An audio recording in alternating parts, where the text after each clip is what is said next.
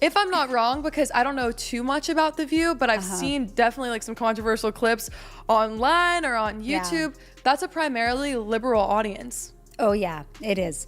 That whole show started and it's called The View because it's supposed to be 5 different viewpoints. Yeah.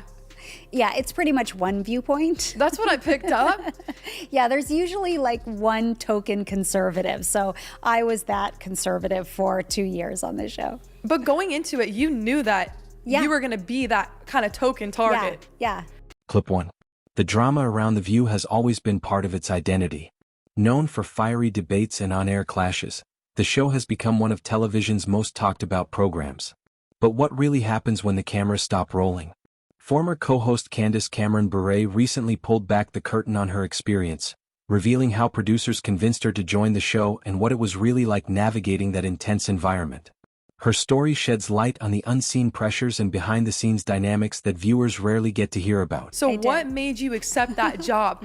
Allie, I tried to turn that job down. Are you serious? Multiple times. That's so funny. Yeah. I know they talk so much politics on the show, and I'm not comfortable with that, so no. And then they came back and they were like, we're actually switching it. It's going to be more pop culture, more evergreen topics. We're not really going to talk about politics that much. And it was like, okay. And then I was like, well, I live in LA and I'm not moving to New York, so no. And they said, we'll fly you back and forth every week. We'll pay for the tickets every week. The biggest open door. Like everything I tried to say no to, they had a solution for it. That's when I eventually was like, okay, let's try this. And I said yes. And it was so scary to say yes. And it was a really hard show to do. But I'm really grateful that I did it. It grew me a lot. The show originally marketed itself as a place where multiple perspectives could exist side by side. In theory, 5 co-hosts were supposed to represent 5 different viewpoints. But critics have often argued that the balance isn't exactly equal. According to Bure, the program typically included one token conservative voice among a largely liberal panel. That role, she explained, often felt less like genuine representation and more like a symbolic counterweight meant to spark debate. And once that conservative voice pushed back too strongly, the reactions could include interruptions, eye rolls, or dismissive responses. I didn't like the rebuttal. I didn't like to have to argue back, because I just wanted to share my point of view and then listen to yours and listen to yours and listen to yours. And they were like, no, but you got to keep getting in. You got to keep, if someone doesn't agree with you, you got to go back. And I was like, but I don't like to argue. I just want to share. I want to share, present my opinion, and then leave it alone and take it for what it's worth. Throw it out, take it, or whatever. But I don't want to argue with you. That wasn't my style. So that part was difficult for me. Despite knowing the challenges ahead, Candace Cameron Bure still ended up accepting the offer, but not without hesitation. In fact, she initially tried to turn the job down several times.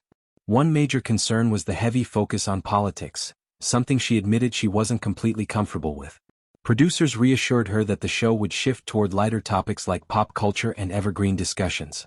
They even addressed logistical issues by offering to fly her from Los Angeles to New York every week. With every objection she raised, the producers had a solution, eventually convincing her to give the opportunity a chance. I really want to know is, you knew you were going on The View, that you were going to be the token conservative. Yeah. How did you prepare for each and every episode? Girl, I have never prepared like I have prepared for that show in my life, okay? So I would do hours and hours of homework every single night. You basically get a packet of about 80 topics the night before because they're all current events. They keep moving and changing, whatever happens in the news cycle. So I would spend probably a minimum of 4 hours each night researching all 80 topics so I could understand what I didn't understand. Yeah.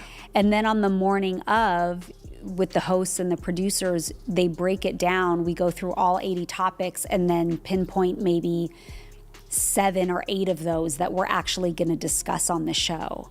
To understand why the show was making these changes, it helps to look back at 2015. At the time, The View was struggling in the ratings, losing a significant portion of its female audience while competing shows like The Talk were gaining ground. Then something happened that changed the entire direction of the program. Donald Trump launched his presidential campaign.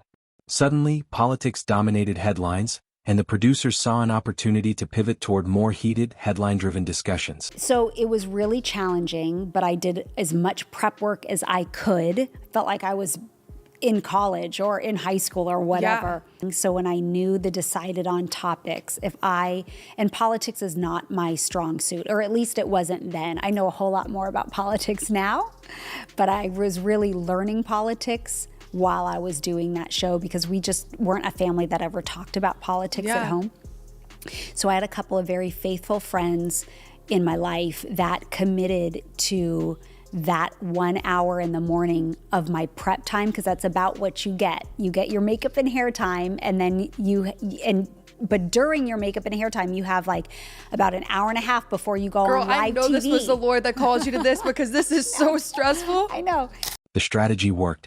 Political clashes and outspoken criticism of Trump quickly brought attention back to the show. The more controversial the discussions became, the more viewers tuned in. But this formula also created a very specific role on the panel, the conservative countervoice whose job was often to challenge the dominant narrative. According to Bure, producers sometimes even encouraged stronger pushback to create viral television moments. For someone who preferred simply sharing her opinion rather than arguing, that pressure made the experience far more difficult than she originally expected.